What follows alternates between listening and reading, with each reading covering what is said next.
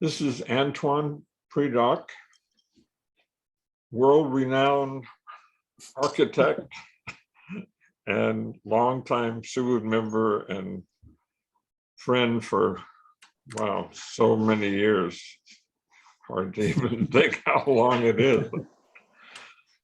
So, Antoine, could you start out by telling us how you came into Subud? Well, let me clarify that we've been friends for 57 years. Oh, yes. Long time. Or 58 even, I don't know. So yeah, we have a good long friendship and it's worked out okay. Yeah, We still like each other after all those years. yeah. I think mainly because we live apart, probably. Okay. How I came to Subud? Yeah. Okay. See, I was in architecture school. Engineering didn't work out for me because it just felt kind of empty. So I switched to architecture. And I thought that I really found something in my life. A space was filled that had never been filled before, because I thought, well, I'd end up with it, make some good money as an engineer, have a good job, all that. I didn't know there was another side to it. And after taking an aptitude test, strangely enough, after being very successful in engineering, all A's and all that in school, but feeling like there's something missing. So I took the aptitude test after that kind of empty feeling I had, and architecture pops up along with being a teacher. So I thought, oh, architecture sounds pretty prestigious, pretty good. Maybe that's a profession. And so I told my parents about it, and my dad said, well, okay, that's fine. I think you have to have artistic ability to be an architect. I don't think that you're a good candidate for architecture. So we can't support you financially. We can't, pay for your university. So you just have to figure that out. Well, I thought, okay, I'll figure it out. So I got a part-time job gassing airplanes at first in Albuquerque, New Mexico, at the University of New Mexico School of Architecture program. So I got in there. I kind of left that step out. After the aptitude test, I applied for UNM, got in, and on from there. So I as I was saying, for me, it was such a discovery of a fulfilling kind of discovery to know that there's a life that is outside just the kind of pragmatic, make some money, put food on the table kind of life. If there's a life that was I don't know, I guess the introduction to creativity is just what I'm talking about. That it's a thing in the world, which I didn't even know about. I didn't know what the word was. Probably couldn't spell it. But that really took. So during my studies, I had a good friend who his name is Lawrence Longenbaugh, and he and I were kind of like design hotshots in these studios. They turned out to be I had a lot of talent in architecture, turned out. Without bragging about it, it was just there somehow, pretty mysterious. But I loved it. I was really, really good at it.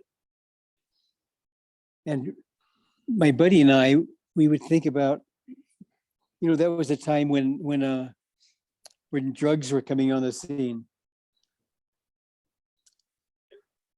Pot smoking, stuff like that, no big deal.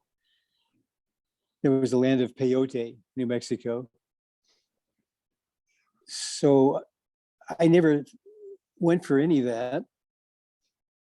But because of that kind of vibe in the wind of expanded consciousness and all that, I would have kind of discussions with my friend who was lately into drugs, probably nothing hardcore.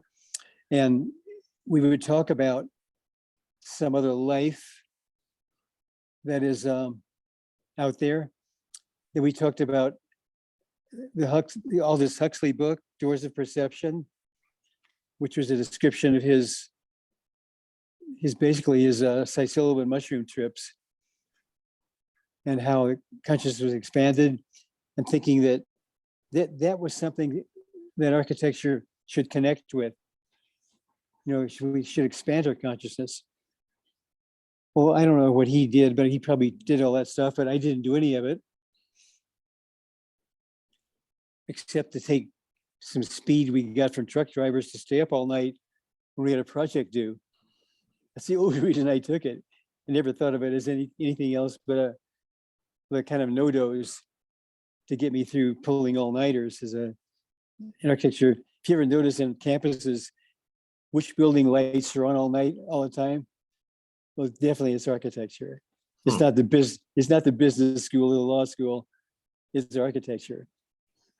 You work your tail off for 5 years and get a Bachelor of Architecture at that time. So anyway, I was well into it. I had that kind of seed planted about another inner life reinforced by my friend, and just discussions and just BSing, hanging out, talking. Then along the way, my professor, who was instrumental in inspiring me to go into architecture, Don Schlegel, he said, look, we don't have anything else to teach you here at UNM. You need to go away. You need to go to a good school. Because at that time, the architecture school was barely getting on its feet, kind of coming out of what they called architectural engineering school to become a real architecture school, pure architecture school. So he said, you got to get out of here, basically. And so he said, send letters around. I said, well, where? I said, well, start at the top. So I went to Harvard, to University of Pennsylvania, which is really hot then, to Columbia, Princeton, all of them. Well, and I was from New Mexico with a lot of engineering done in terms of my studies, and a lot of architecture, painting, and poetry, almost like 3 different things, but given equal weight in terms of my electives that I chose and all that. So there was an impulse toward painting, toward a poetic sensibility that began to surface. And I said, yeah, I'd love to get out of here. So I wrote the letters and I got accepted in all those schools. But the easiest, quickest way to get my degree would be going to Columbia. And so Columbia was a graduate school. But because of all the hours I had in engineering and architecture, I was like a 4th-year student by then. They let me into a graduate school. So then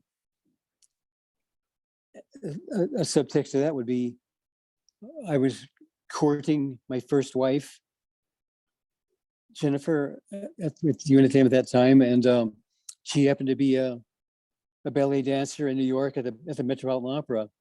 She was a very accomplished dancer from straight out of Juilliard, handpicked by the ballet master at the Met. And so in New York, Columbia, boy, does that work out. Jennifer's there. It was kind of a confluence of good things all happening together. And seeing the big city for the first time in my life, I couldn't imagine. I was born on the Ozarks of Missouri and went to, after graduating high school, went to UNM.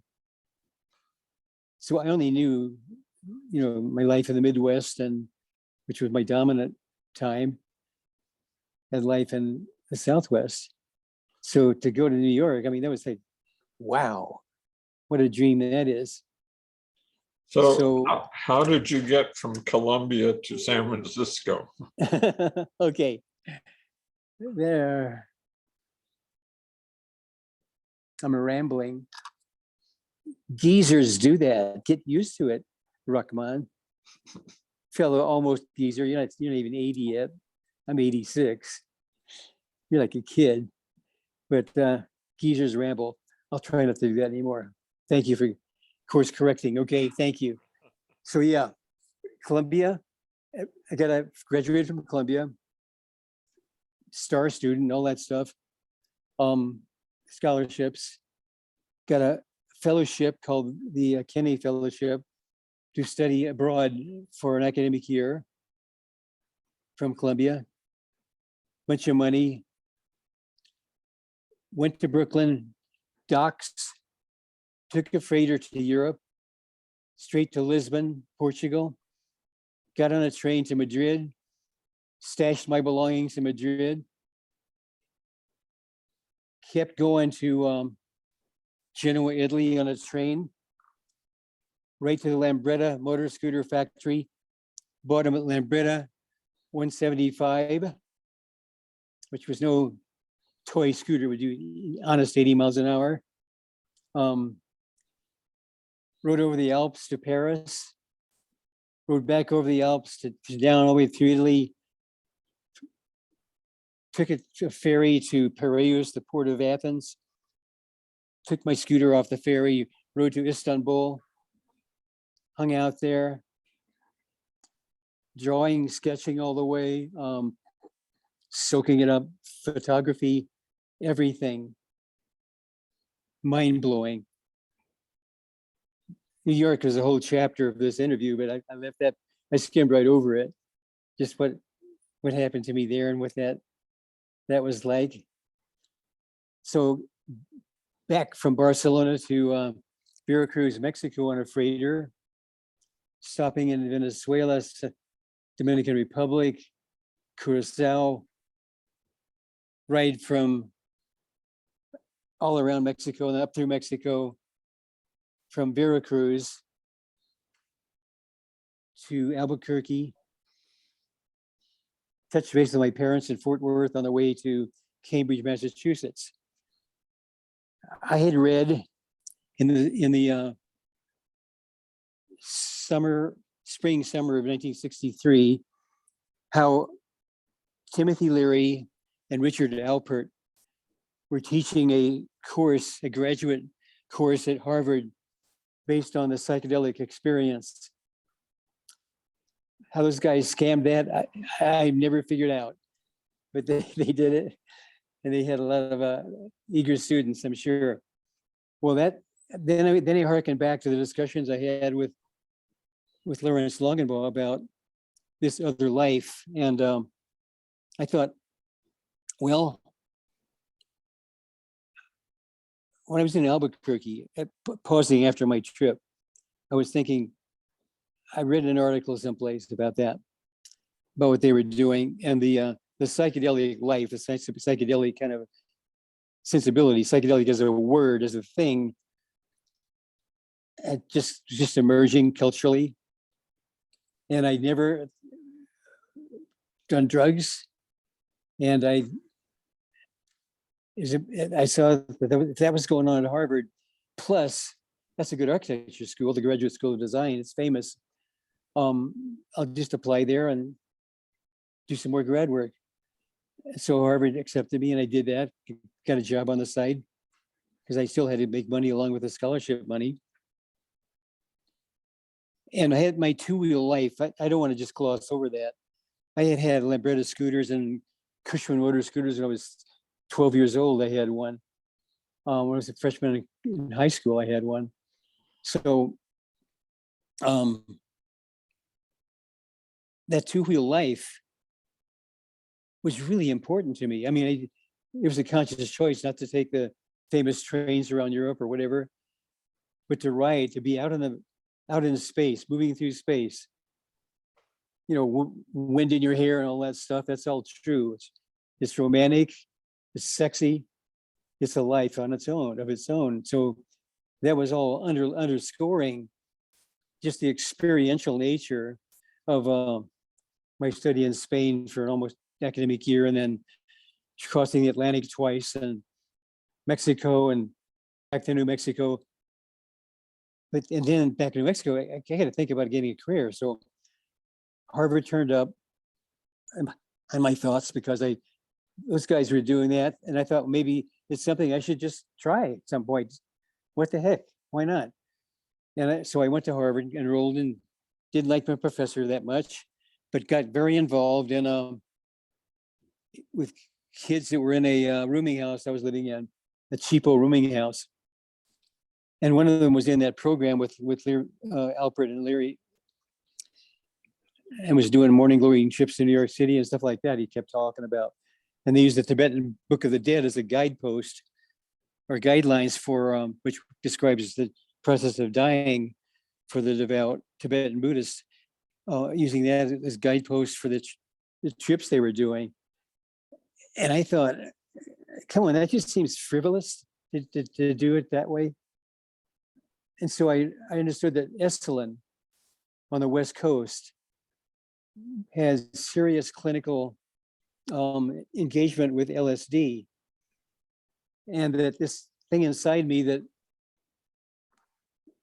I knew was there but wasn't coming out fully, maybe that could help. So I dropped out of Harvard, cashed in on some work there, bought a BMW motorcycle, a real motorcycle, a gutless wonder 250 single. You know, Rockman is laughing to hear about that one. He only knows me as a macho 600cc guy on a BMW. So motorcycles are important in my encounter with Subud. So I'm going to leave that as hanging in the air for the moment. So San Francisco, Esalen was across my radar screen. But it was so happened that there was really kind of a hot architectural movement going on at Berkeley. It was the time of the free speech movement and all the early student protests that led to all kinds of horrors like Kent State and so forth. But it's kind of started there in a way. And I had a work mate, an architecture mate at the job I got there. And I had a successful job. And he happened to be in the program, architecture program at Berkeley. He was a grad student, but he was working, I guess at that point, he'd just taken some time off, sabbatical, and working. Barry Malco. And Barry told me about all the energy at Berkeley and all that. And I thought, oh, this place is so great. I'm going to kind of just camp out here for a while, work on my internship. I got a good job. I became principal designer right away on the 12th and 19th Street stations in Oakland for BART. I designed the BART entry structure where you're coming from Berkeley from that direction into Oakland, and it channels verification waves pushed ahead of the chain into a tunnel. I used my engineering and my architecture knowledge to design a pretty cool object for that. I was really proud of it. It was like my one kind of famous thing, although I had designed a garden shed in England. That was my claim to fame. And so I went to San Francisco. I drove across the Mojave Desert. I remember taking my shirt off at night to try to cool off, and finally learned that what I should do is sleep at night. I mean, sleep in the afternoon, early afternoon, get up about 1 a.m. when it starts to cool off, if you call that cooling off. And I take my shirt off and ride across through the Mojave. And it felt like a blast furnace. It wasn't that much cooler than daytime, except there was no sun. That helped. So I took some route up to get to into the city, San Francisco. And I pulled up on a street corner. I don't know what part of town it was in. I have no idea. I can't remember that. But I remember there was a guy and a woman on the street corner.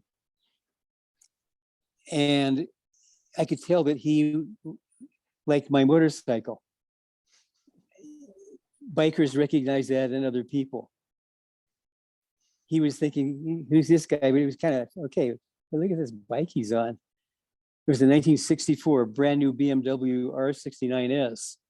That was the sport model of the 600 series, the /2 series. And it had an 8-gallon tank on it. Because in those days, I was capable of riding a full tank, which would be a 600-mile day. I would routinely ride from Albuquerque to Fort Worth, Dallas, Fort Worth, where my parents were living, to on a single tank. So I think that kind of, I don't know, like that got his attention. This was all in a split second of kind of a recognition of, I'm going to stop and ask these guys a couple of questions because here I am. I haven't talked to a human being in quite a while since the desert. And I think like my opening question was, like, hey, he was probably like, hey, nice bike. I'm quoting David. I'm just thinking what transpired there. Oh, nice bike. That's a big Beamer. That's a big tank. Yeah, blah blah blah. Biker talk. Hey, do you know of any place to stay around here? I've just come to town. I'm going to work in architecture here. I need a place to stay. Got to be cheap. Don't let the bike fool you. That was every cent I had that went into that baby. And I think I was paying money every month anyway too. But he recommended an area. And that was David Cantrell. He's a guy called Rockman now. And he was there with Veronica, who became Rosada. I'm jumping ahead too far, but okay, so I thought, great, thanks. No discussion about anything beyond bikes. And hey, cheap place to stay would be on the edge of the Fillmore. People are scared there. The rents will be cheaper. And which is all BS. It wasn't scary at all there. It was fantastic. We were right on the, Rockman and I were right on the cusp of all hell breaking loose of hippiedom. We were right on that cusp. We weren't there yet. We were like, I guess, Beat Generation guys or something. I don't know. He was younger than I was. He's about 6 or 7 years younger than I am. I was only 28 though. So that makes him, maybe he was 22. He was a solid Subud member. Pretty hardcore, man. Yeah. That's a props for that. Yeah. Okay, so yeah, your alarm went off a lot earlier than mine did. Although in architecture school, I was your age and my alarm went off. Inner alarm. Like, hey, something's got to be something else. And so we were about the same age when that alarm went off, except I didn't have any kind of route. I was in Albuquerque, New Mexico. Are you kidding? Nothing there. So anyway, rambling, shut up. Got my place to stay near the Fillmore, got a great job. Mentioned that job I had with a really good architect, a well-known architect who later went on to become the dean of Harvard Graduate School of Design, incidentally, Jerry McHugh. Rubbed shoulders with the guys from Berkeley, architectural theories that were being kicked around, and really good architects teaching over there, kind of in that soup of architecture, going strong, making good money, successful, launchpad into architecture. And then one day when I'm working, and this dude comes in delivering some, I keep thinking blueprints. I think Rockman said stationary a motorcycle delivery guy. He came in and it was Rockmont Contrail. This guy, I thought, holy cap, it's kind of a big city. Here's this guy again turning up. And we kind of both acknowledged that, hey, funny meeting you again, buddy, bye-bye. Then in November of 64, I was very lonely in San Francisco, and I had just sort of danced around a longer relationship, a deeper relationship with Jennifer, which by then had been almost, say, three solid years. And so I popped the question on the phone. She was in graduate school. After dance, she decided to study painting also. She's in Albuquerque. I was in San Francisco. She came over. I got a ring. We went to City Hall, Civic Plaza, San Francisco, got married, walked out the door, down to the motorcycle, which we were both on. That's how we got there. And there was a dude photographing my motorcycle. And guess who that was? It was him again. And I think both, at that point, something clicked with Bobby, then David and me at the same time. What's going on here? Now, I think that because he was in Subud, I'm just guessing, he was picking up that, okay, maybe this is one of the ones where you actually, it's not a waste of time talking to him, or something to that effect, that maybe there's some reason here. Because he just recounted to me, he was about as surprised as I was to keep seeing each other. He wasn't stalking me. I'm not sure he even really knew my full name or where I worked or anything. Unless you had some kind of stalking thing you had going on, Rockman, I don't know. Maybe you did. This is the time to spill it all out if you did have a stalking thing going for me. But there was no GPS then, so it couldn't have happened. So remember, I'm on the road to Esalen, kind of. My work was so demanding and satisfying. And my connection to dance via Jennifer in San Francisco, the San Francisco Dance Workshop with Anna Halpern, was a fantastic experience. So I had a lot going on, and I had no reason to hustle down there. But in the back of my mind that was the mission. At some point, I'm going to go to Esalen. And I think I probably made even contact with him by mail or something. What I was interested in doing. And on the streets in San Francisco then, there was all kinds of drug use. I didn't fall for it. I would drink whiskey and beer sometimes at a bar. I remember it was with a Hell's Angel in San Francisco, a literal Hell's Angel. Evil guy, as it turns out they all are. And we'd have beers together and shots of whiskey and that kind of thing. We'd talk about bikes and blah, blah, blah once in a while, but I was really bored, bearing down on architecture, diving in, full blast. So David and I then decided after that third meeting hey, we should connect socially, get to know each other a bit more. We already liked each other. I mean, we already hit it off the second we had the encounter on the street corner. So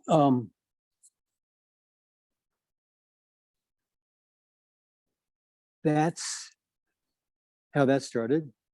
Then discussion, never proselytizing, never pushing it. I think it came around, hey, what do you have going? What kind of very general questions. There was never any kind of religiosity about it or any kind of stuff. And because I had no religion, I didn't want one. My parents were Catholic and Protestant, canceled each other out. I never had to go to Sunday school or do any of that stuff.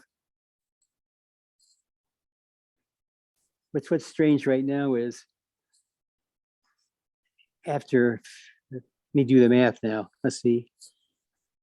12, 57 years in Subud. That's my opening. I'm totally religious, but I have no religion, zero religion. But I'm deeply, deeply religious, as you, my brothers and sisters in Subud, are. Yeah. And you call it, you have your own name for it. I'm a believer. It's stuck. So that was 57 years ago, March the 5th. I'm 2 days away from my 57th anniversary, Wow. March 5th. I got my card still. I really think it all started. I mean, the opening absolutely didn't happen until the opening.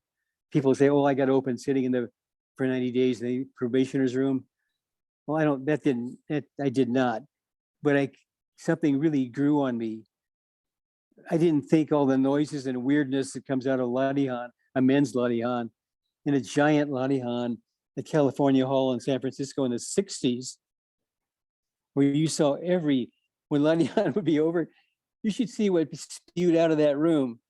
I mean, everything you can imagine, man, from proto-hippie outfits, Buddhist robes, whatever, skanky looking guys, And hobos. suits. So, yeah, suits also, suits, professional people, yeah, a whole mixed bag. You know, because you were in the same Latihan I was in. So, I got nailed by the opening in a way that this skeptic who would never believe in like supernatural stuff or stuff that are outside of my control, never believed any of that kind of stuff out there, just hogwash. Pragmatic guy, didn't have any religion, but had a search. And the search landed me there. Wow. And so it was a dynamic opening. The next day at work, I had to go in the men's room because something had happened in my chest, a burning feeling in my chest that we translated to the vibrations and posture of throwing my body back involuntarily. And I kind of read about it. I knew that could happen. I knew that something could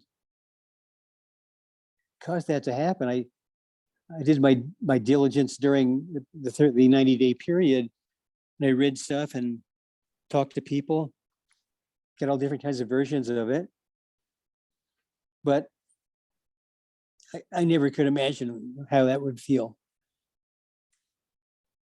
And it was real. And I was the kind of sensibility that had to have it, I don't know, had to slam me with it, I guess, I don't know, for it to take, I don't know.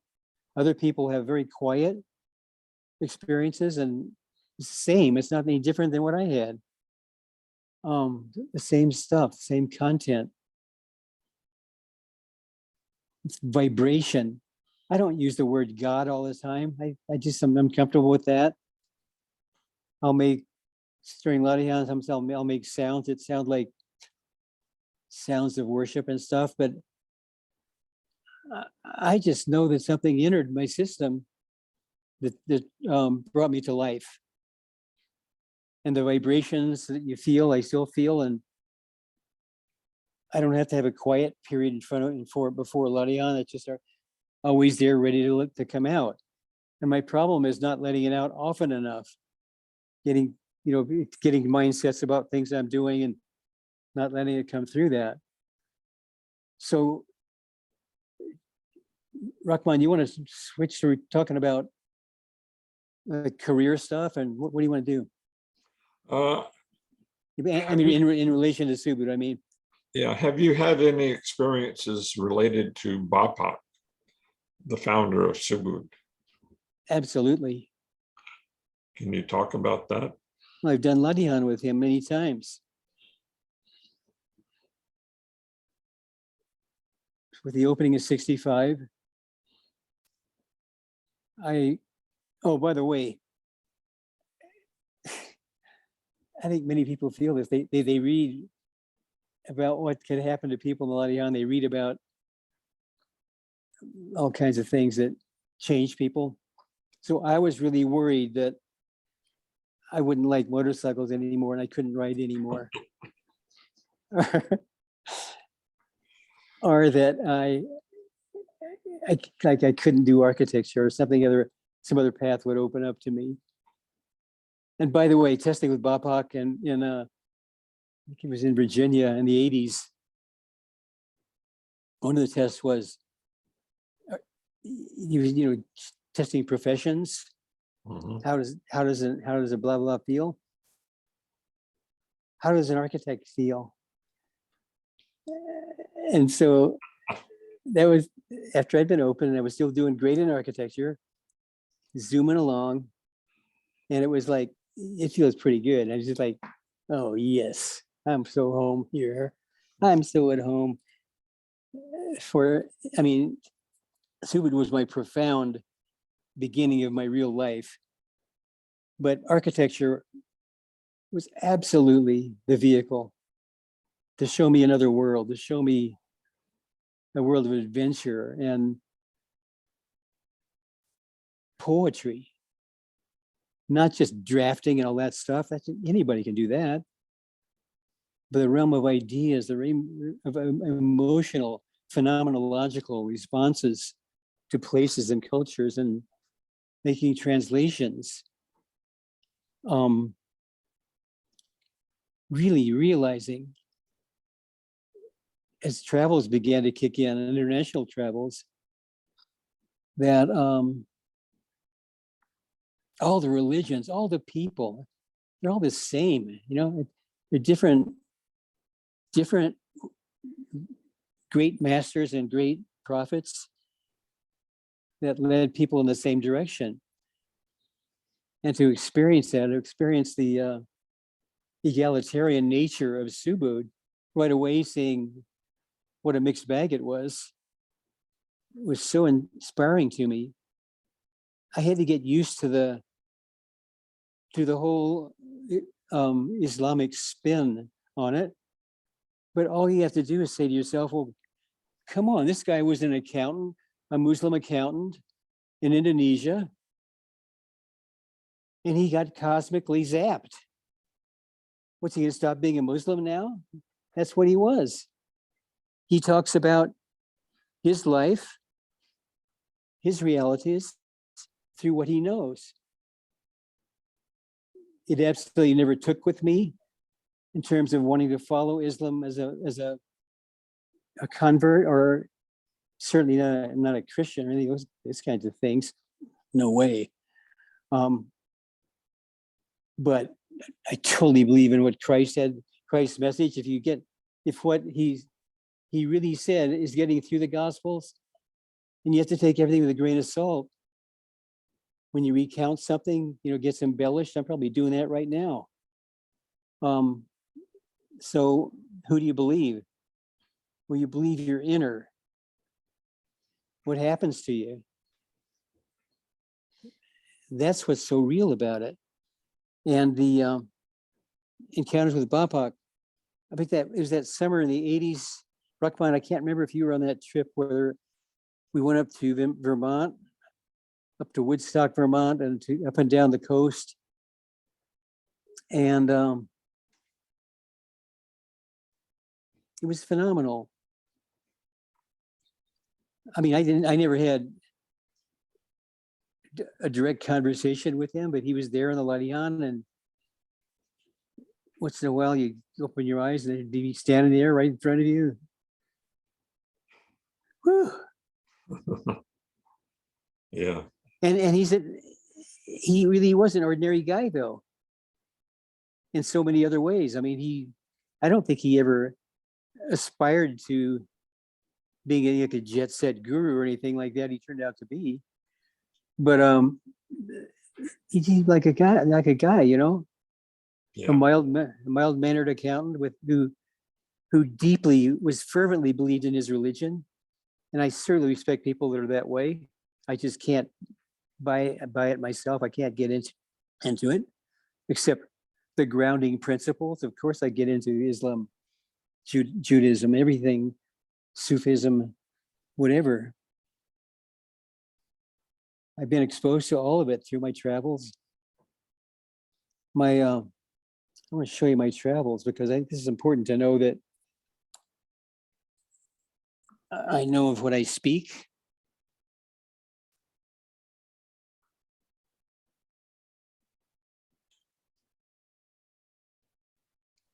Can't see you.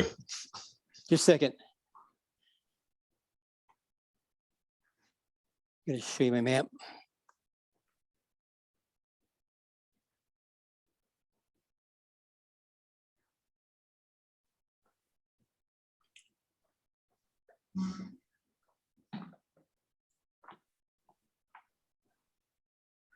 You see that? What are we looking at? Map of the world. No, I don't see that. I'm just looking at your face.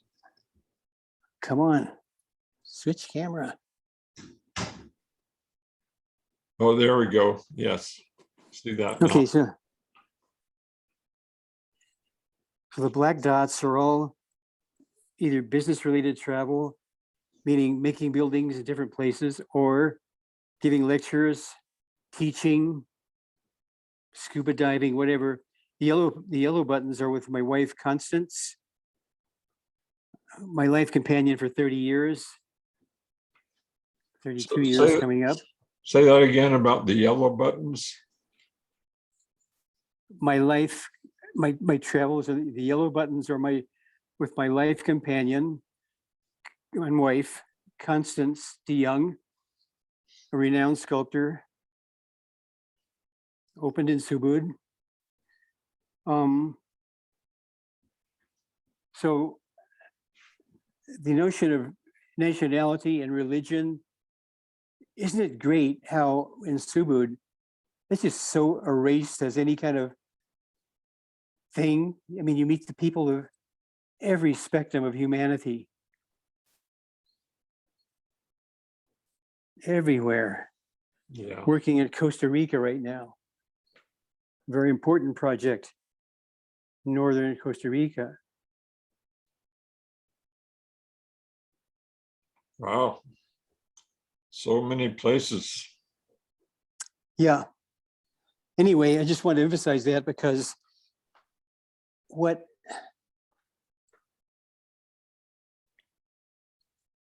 sorry about these audio screw ups.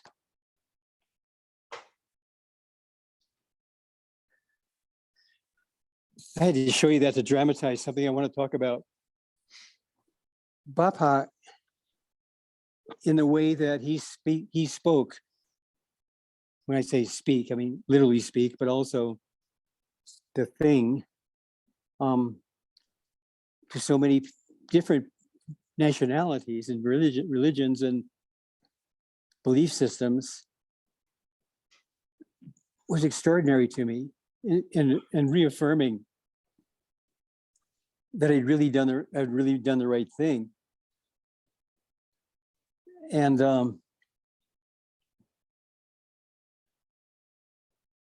first Lodihan and out of San Francisco's in big cities was in, there was a small Subud group in Albuquerque, by the way.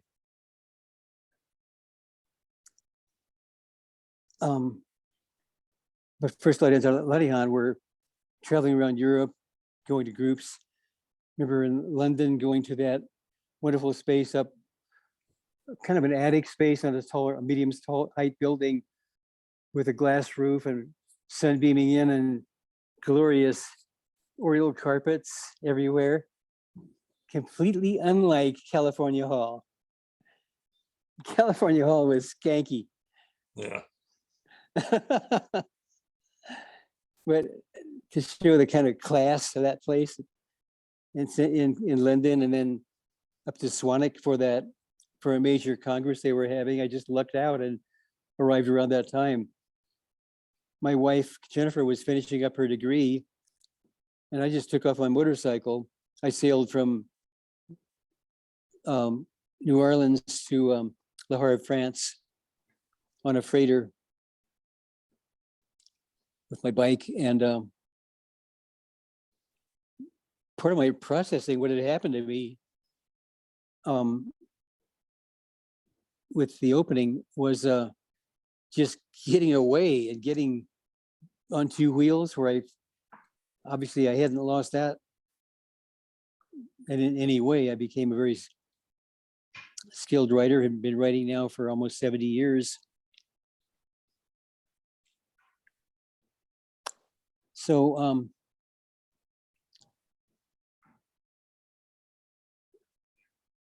Bapak's, and then also in testing with Bapak, another time, I'll come back and talk about the different contacts I've had beside that. Another time, it was like, how does it feel to be a teacher? And like the after the test said, yeah, felt pretty good. And I've been a pretty good teacher. But I decided to pick a path though. It could have been painting. I loved painting. I loved the art, the visual arts. Could have been that. Could have been teaching something. I was good at it. I love connecting with students, not in an academic way, but in a friend way. But you've got to keep your distance. It's not about just friendship. It's about being a friend with knowledge to impart, hopefully. So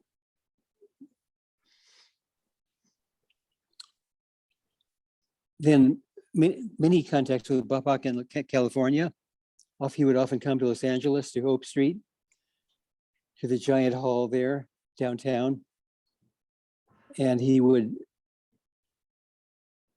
have special meetings in, sometimes it would be in Santa Monica at that hotel along Oceanfront Drive. And I remember seeing one time for one of those, I saw this yellow Porsche kept driving up, and I thought, oh, cool, we got a yellow Porsche member. And it was like, I think it was Roger McGuinn of the Byrds. Because a lot of, right? Rockman. I think those guys dipped in.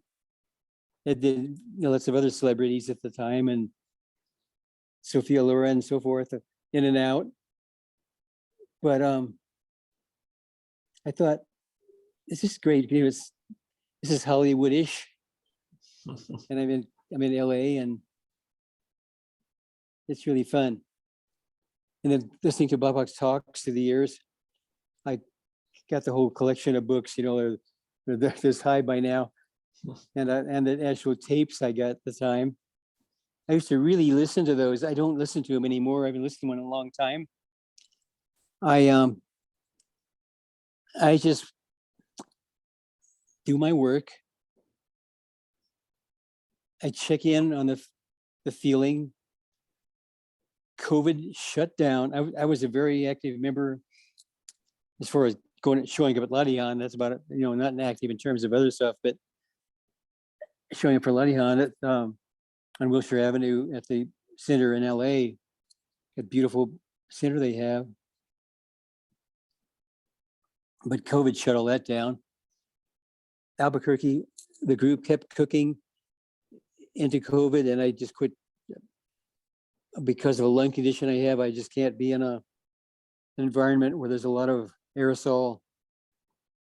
And we do a lot of spewing in Ladihan, so sometimes. So that's not a healthy place for me to be, because I don't want to die of that stuff. I don't want to be a COVID victim. And So that California contact with BAPAC was really important. The 1979 Congress in Toronto was a special one for me. At that time, I was going to any Congress I could, all the like 60s and 70s. Then I kind of faded away. But my work has consumed me in a way that I wonder if it hasn't, diluted a lot of things. It certainly diluted a first marriage.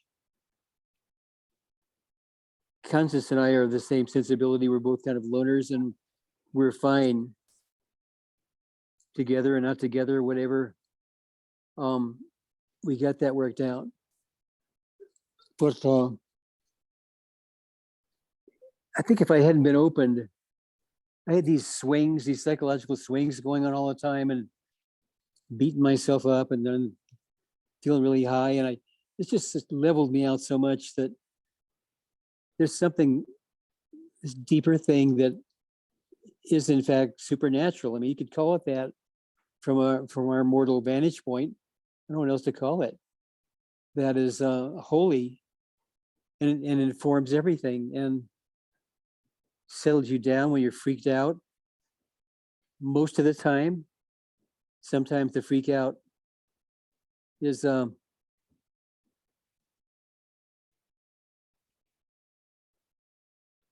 harder, and you got to get through it some other ways. But it's just always there.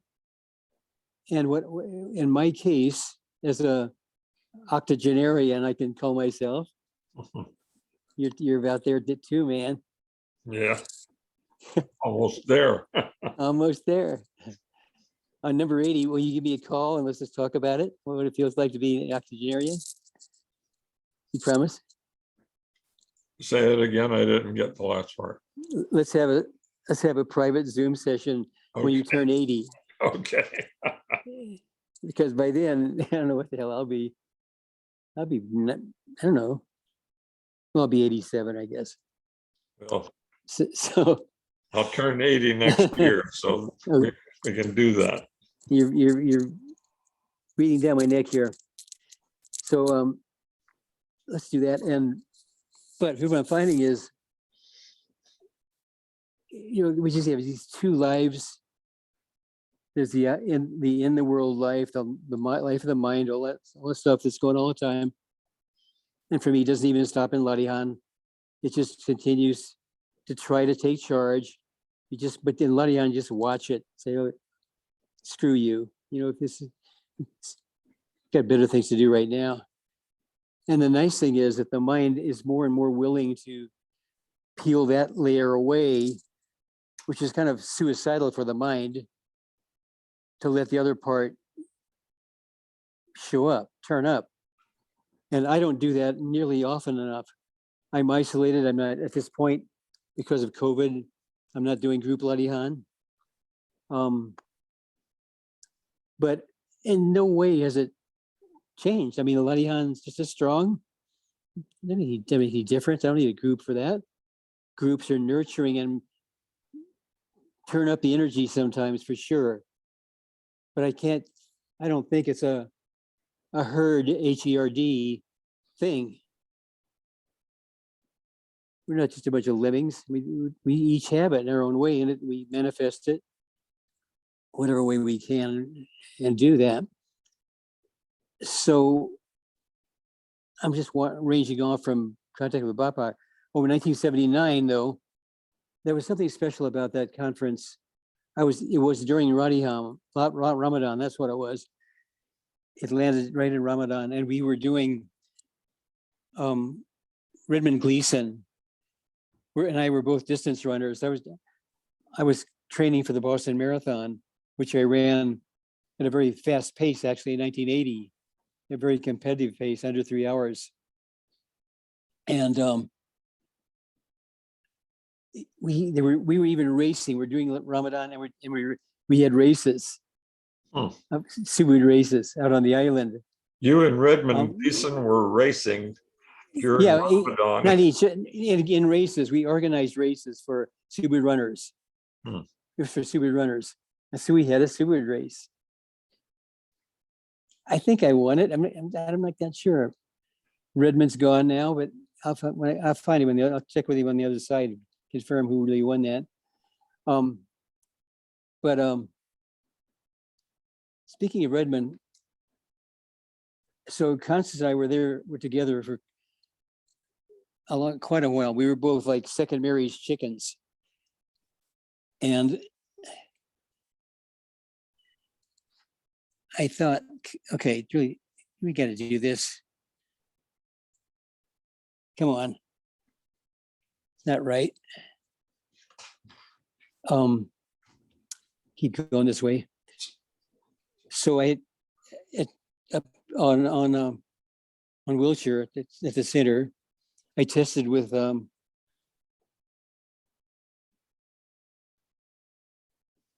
Redmond, Hamid Camp, and I think Lorenzo Music. Those guys are all gone now. Whoa. What a force of nature those guys were about whether I should get married, or Constance and I should finally just do it and not play these games. And yeah, it was yes. I remember Hamid especially saying, it's not going to be easy, man. But yes. And so no marriage is easy. That was what he was saying, I think. And it turns out that you got to really be, to make it 30 years, you got to really be kind of a good negotiator. So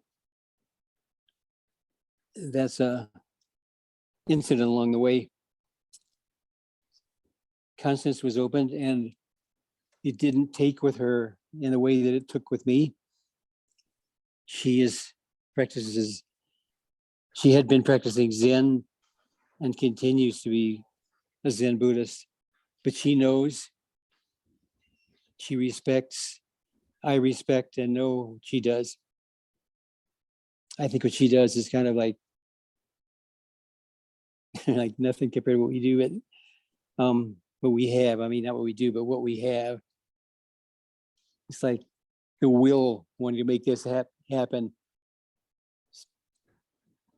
Doesn't work that way. You surrender. And if you get lucky, something happens. It's not about willing that I'm going to be whatever. So you received you received in the excuse me you received in the testing that you should get married. Yeah. But did you get married? Yeah. Okay. Yeah, right away. And she didn't have any trouble convincing her. We were both kind of thought, first of all, we don't need a piece of paper, for God's sake. We were monogamous for all this time, and we don't need that. But hey, why not? It's funny to be in Subud and do that. You know, it's not right. Doesn't feel good. So it's not like we had other options or anything. We knew what we were going together, and we knew that. And when we wriggle out of an argument that married people have, we always really agree with one another that there's such a deeper thing connecting us. And this is all just the surface of the ocean, you know, with wind patterns, and there's this vast depth below, and we're in that. But when you're in the middle of a domestic argument, holy crap, you can't go to that deep place so easily. I mean, if you know how, Rahman, you tell me how. I'll take your advice. That's another discussion, though. We can do it now. Yeah. So how does all this affect my architecture? I don't have a vision. I received this or that, or I had a dream and I did that. I don't do any of that. I respect when that happens to some people. I don't. I'm always a little suspicious of it, but I know what's real for me, and my architecture doesn't come from visions or receiving something from instantly from the great life force. It comes from working my butt off all these years and being open to experiences, to travel, to cultures, to respect in this age of globalization, to respect cultures where I work, whether it's a suburb of Albuquerque or whether it's in Qatar, where I just finished a major project in Doha, Qatar, or in China, in countries that are totalitarian even, and knowing people that they are there, that have been in touch with the life force and figuring things out. So architecture is just, I guess what Subud, how facilitated my architecture was already having had a similar, let's call it intellectual realization about architecture that I did spiritually with Subud, that it did nothing but enrich it. It just gives me a basis, a datum, a life datum to be true to what comes from inside me, and not just do boilerplate kind of architecture to make money. I've never felt as I was a good businessman. I've been very, very successful in business, but not because I'm a businessman. I know nothing about all that. I've learned to kind of learn the ropes, and I've been a sole proprietor for all these years, for my practice now for, God, 55 years as the sole proprietor. I never any partners, and just figured out what happens is if you do what you believe, if you make things that are coming from you, certain people will be touched by it and will be drawn to you and will seek you out for something, whether it's you're a good dentist or whether you're a good architect or whatever, or you're a good truck driver. Doesn't matter. Yeah. It's just doing what you believe in, having a life of a poetic contact with the world, a dreamlike contact where you kind of redream it in your work. And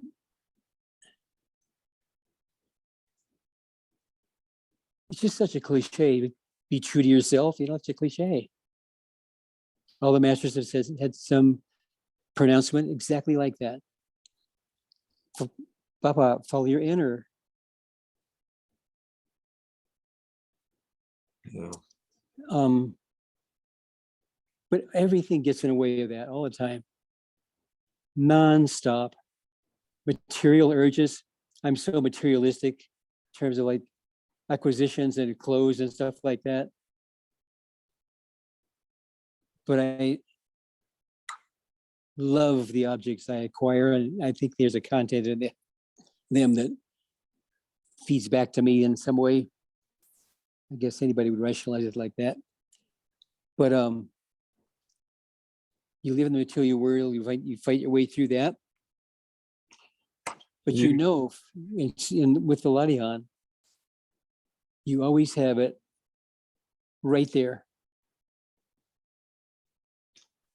I was very impressed with your building up in Canada, the Museum of Human Rights. The Canadian Museum for the Canadian Museum for Human Rights. Yeah. For human rights, not of.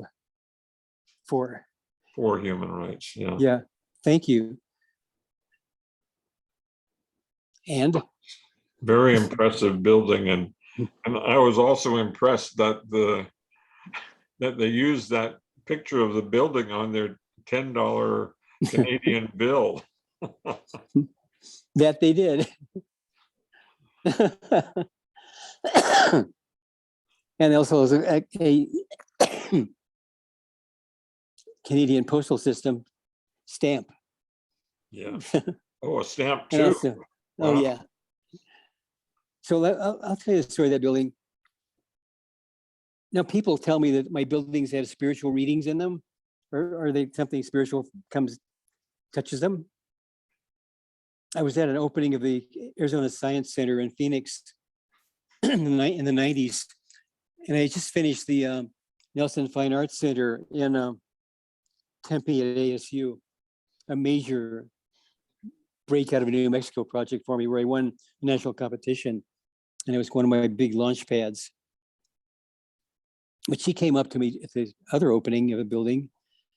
She said, "You were the architect of the ASU Nelson Center, right?" I said, "Yeah, sure, I was." And she said, I just have to ask you, or maybe you can explain this something to me. When I go there, I get a feeling that I don't get other places. And I think I was trying to fight back tears when I heard that. And she said, "Did you something that you put into your buildings that is this intentional or?" And I said, "I think you just take that feeling and you made me so overjoyed just to hear you say those words.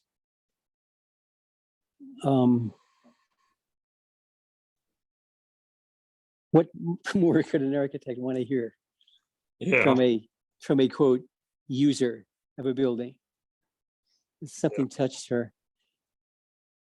And so at Canada, if you look at the if you go to TripAdvisor sometime, Rahman, read the comments about, just search that building on TripAdvisor and read the comments. There are thousands and thousands, and it is so gratifying to hear how people are moved by, of course, the message, the purpose. This is a national museum, the first one in their history built away from the national capital of Ottawa.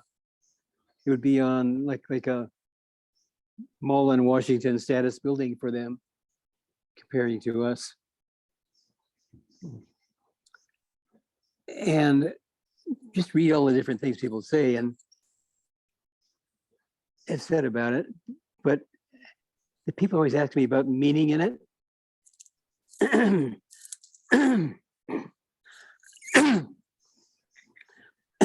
Here's the story I tell. First of all, you should see what it looks like.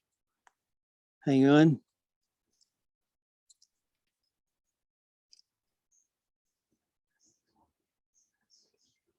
Yeah.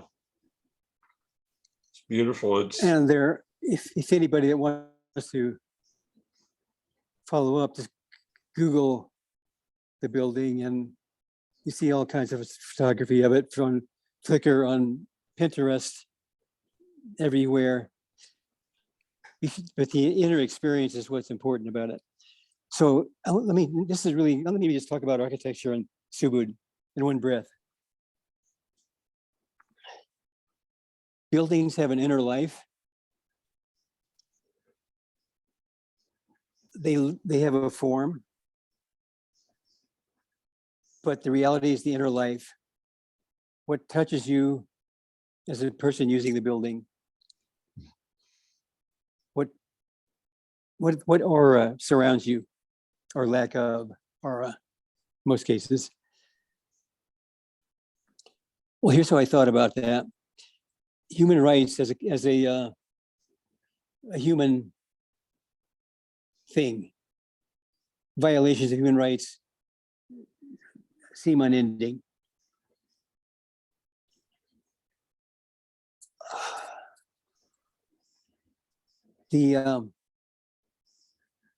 So what I thought about was darkness and light, that duality that kind of haunts so much of our experience, and thought about moving into darkness, descending into the earth in a building, and then ascending to light through that building with glimpses of light coming through the very studied and calibrated passages where light can be conducted even down to the dark space. The promise of light above. And the dark space is not a scary space. It's just it's a very somber beginning space. And then you travel up through glowing alabaster rampways up toward the sky, and you emerge hundreds of feet above the ground in a tower. And along the way, you've passed horrific imagery of human rights violations, but also the heroes, the Gandhis, the Mother Teresas, the great human rights saviors, you might say, even. And you see the battle of good and evil, the Holocaust. But the architectural experience is kind of sets that up, where darkness, you begin to come up, ascend the rampways, and you look up and you realize they're a great matrix of rampways, almost like an Escher drawing or a Piranesi etching of complex spatial entwinement. But it's very simple. They're a path system that link galleries to galleries across a black space that is absolutely neutral. Black concrete, glowing alabaster. Alabaster has ancient resonances. You can call them spiritual resonances. A container for unguents or potions or whatever. So this alabaster, which I thought was, I had to fight for that. And we did it. We went to Spain, we picked it out in Aragon, near Zaragoza. Each project is a fight, tooth and claw, to get them built through layers of all kinds of distractions that want to distract you from my first tiny clay model I made. I work in clay. That clay model is if here's the tape of the lecture I gave in Spokane at that 97. Is it 97? Yeah, I think so. 97 World Congress in Spokane, Washington. That should be in the archive because it talks about, let's see, in 90, well, I wouldn't have been to keep doing Canada yet, but it talks about content. When we talk about our inner content in Subud, buildings have an inner content, and they can be narrative. I mean, I'm kind of giving you a verbal narrative, but it's an emotional narrative. What's darkness feel like? What does the emergence into light feel like? It's experiential, it's episodic. Architecture is not a one-liner. We make some goofy shape like some architects, some of my peers and colleagues do, and just kind of cram stuff in to make sure they work. This one was clinically developed in a clay model to house all the functions of the building, using little paper cutouts to make sure that the toilets are where they need to be, the blah, blah, blah, blah, blah. It's all there. And you dream that. And it's like I don't mean go to sleep and dream it. You poetically envision it as it comes together. You don't have this master vision all at one thing, like I received something, I did this. For me, it's a gestalt of an assembly, being out in the world. watching Netflix, watch the news, watch what's going on in Ukraine right now. A horror story of human rights. Yeah, you Be talk out on about the Russian invasion of Ukraine. yeah.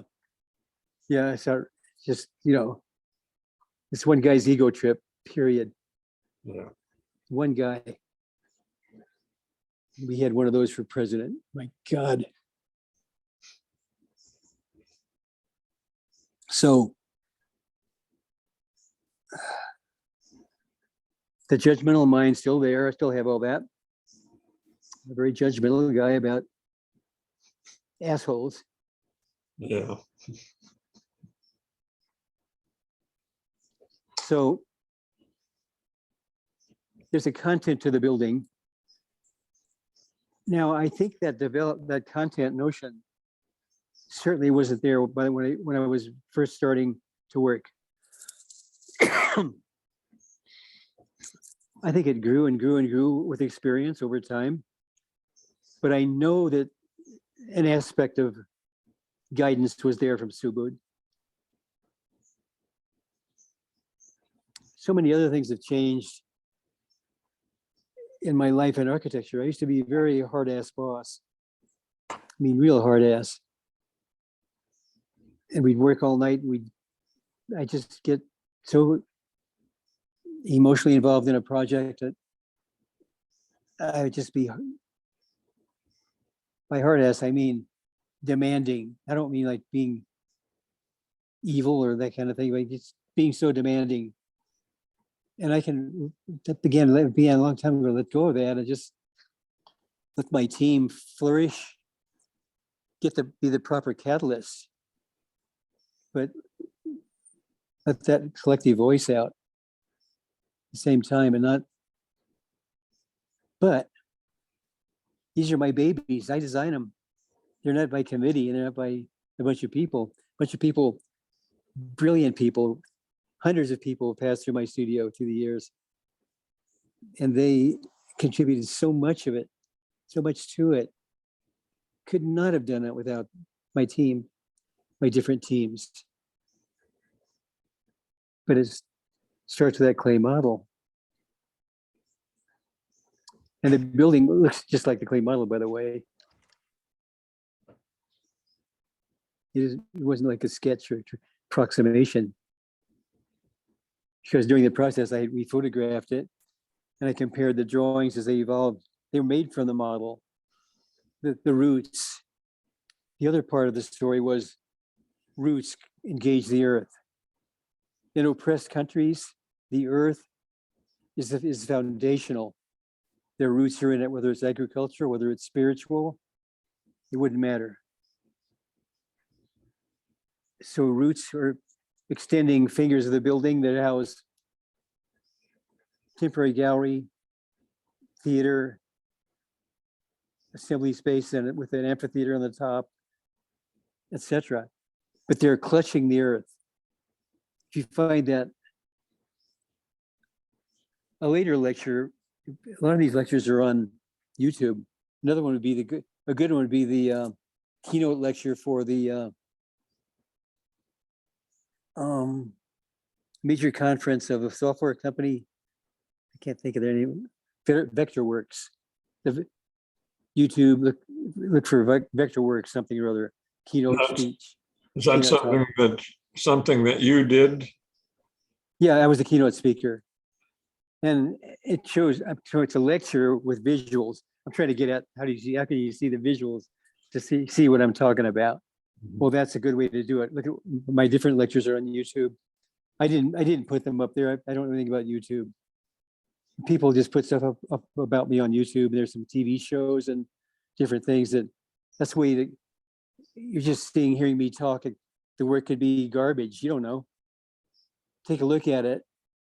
My brothers and sisters over the years.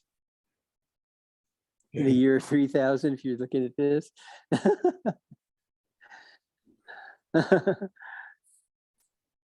think the year 2300.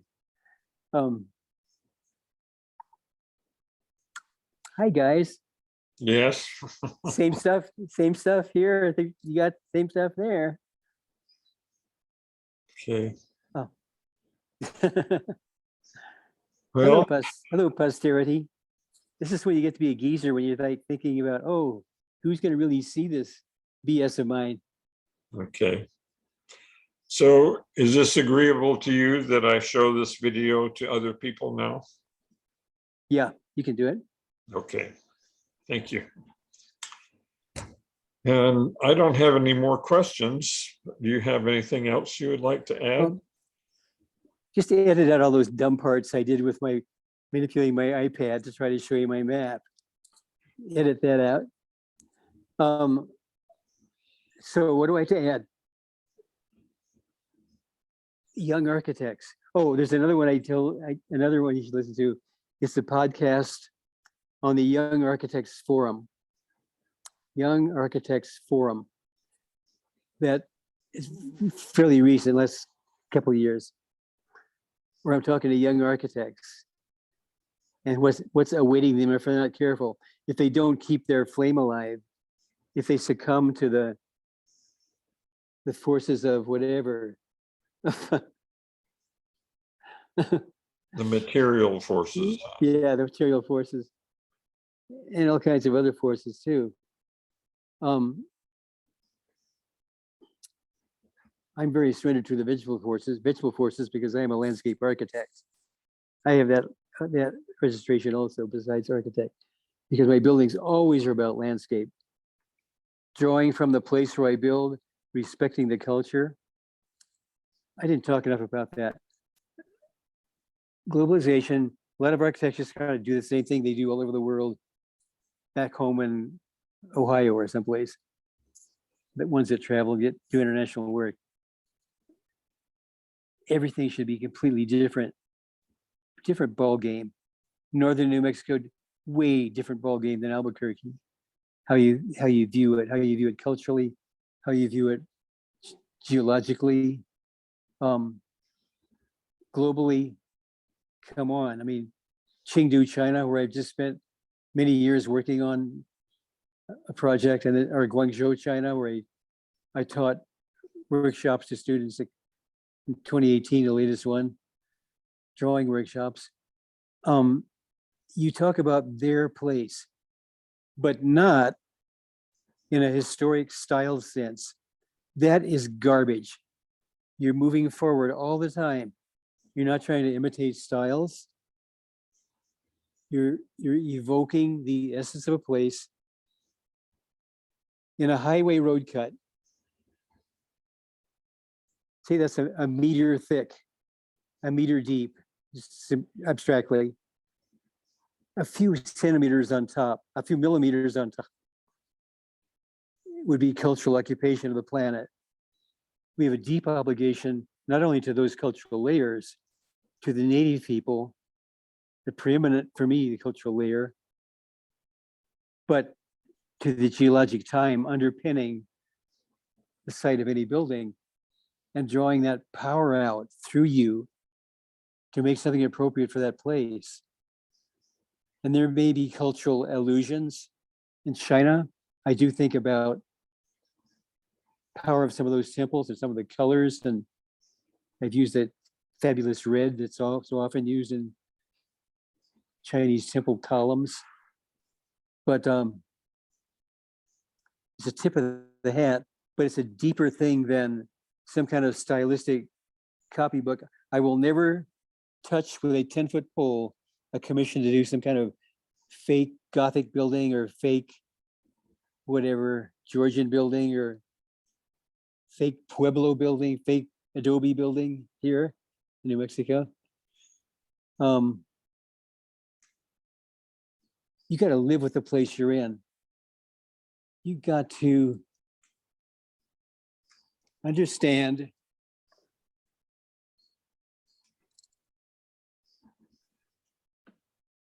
that mountain range right outside my living room view, you're seeing the Rio Grande there, moving thousands of miles toward the Gulf, slowly but surely. And that mountain range that was thrust up into the sky, on top of it are limestone strata with sea fossils, because that strata matches exactly, that's 10,500 feet in the air. That exactly matches strata 2,000 feet below where I'm standing. There's a giant upthrust fault. You start with that. This is omnipresent. The city is like, it's a Breaking Bad city. That's where it was filmed. That makes it kind of cool, but it's also a city of developers who could care less about the beauty of this place and just do anything to make money. Anything. Well, I won't work with them. They don't want to work with me anyway. I'm way too expensive for them. Not a chance. But you think about that. You think about it, and you engage the place where you're working, the people where you're working, the client, obviously. But the client is a momentary phenomenon in the process. They trigger something to happen. Decades from now, centuries from now, what kind of ruin are you going to leave? Architect, think of that. I'm talking to myself now. It's kind of accusatory, because I've done plenty of buildings that won't even be a ruin; they'll just blow away in the wind. But I got many that will withstand the post-nuclear world and will be there as reminders.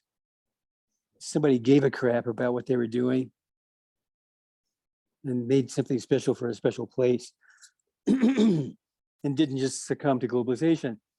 Now, I love globalization. I love flying over the world. That's really cool. I love my Apple Watch. I love all that stuff. I love my iPhones. But globalization shouldn't infect everything. Certain things, filmmakers recognize it, have their own autonomy that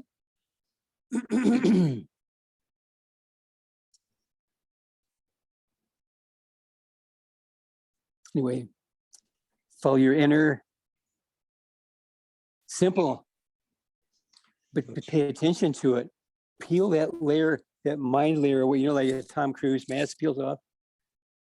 Peel that that layer away of your judgmental, dumbass mind and feel it. And then when you're feeling it, the dumbass mind is going to try to come back to the dumbass mind and live there more. But don't let it. Let those thoughts go by. You say, okay, there you are again. All right. You're not welcome here, but I can't chase you out completely. Hang in there. I'll be back to you shortly. I'll have to eat something or whatever, but you better get quiet before you eat it.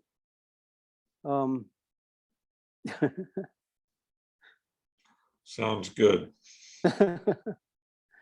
Antoine, the Subud evangelist, the digital evangelist. So religion's okay. Hey, and by the way, religion's okay. I'm not saying don't celebrate, don't live your religion deeply. I just don't. I don't need it. There are cool things that are said. I think, oh, that was right. Oh man, that was right.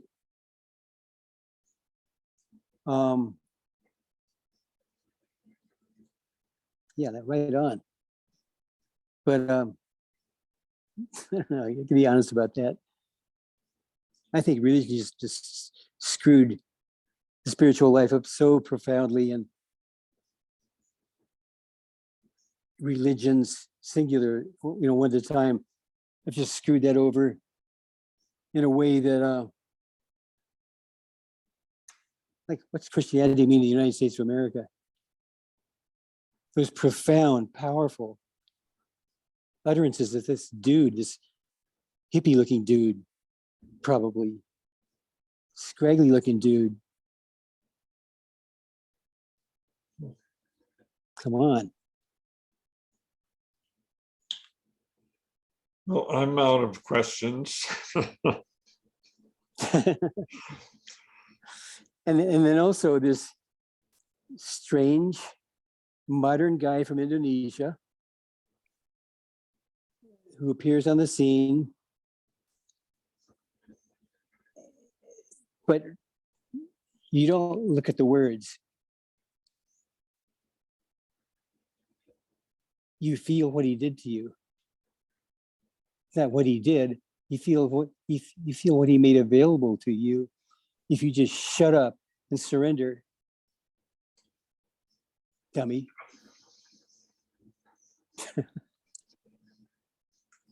Okay. I'm Click. gonna- Click that thing that they use in movies. Click the thing down. Okay. It's a wrap. I'm going to stop the video now.